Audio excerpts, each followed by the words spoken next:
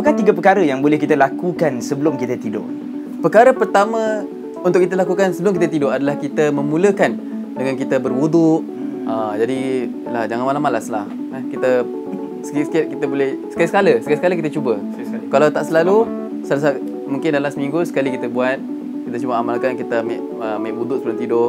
Lagi baik ambil wuduk, lepas tu solat sunat 2 rakaat lah. Tu kalau ekstra lah, tambah-tambah sikit pahala. Dan kemudian kita mengiringkan kita punya dada ataupun badan kita sebelah rusuk ni ke sebelah kanan. Okey, yang kedua adalah, ini menarik. Hadis Nabi SAW sebutkan dalam Sahih Bukhari supaya memadamkan api di dalam rumah sebelum kita tidur. Betul. Tapi sekarang mana orang pakai api lagi dalam rumah. Tapi kita masih panggil elektrik. Orang tua panggil kan, dipadam api tu. Bila api air ke berapa?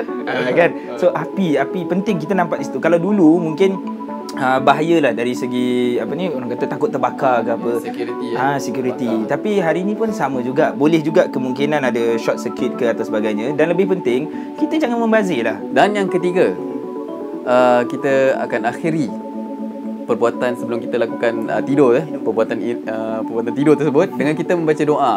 Dan juga kita membaca surah-surah pendek, surah An-Nas, surah Al-Falaq, surah apa lagi?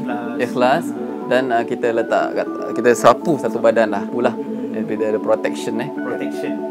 Lakukan untuk anak anda. Kalau anak anda belum lagi pandai, lakukan untuk dia. Itu saja tips kita, 3 tips kita pada hari ini sebelum kita tidur. Mulakan daripada hari ini, sebelum tidur buat 3 perkara ini. Dan jangan lupa untuk kongsikan ilmu ini kepada kawan anda supaya kita dapat ganjaran sama-sama, insya-Allah.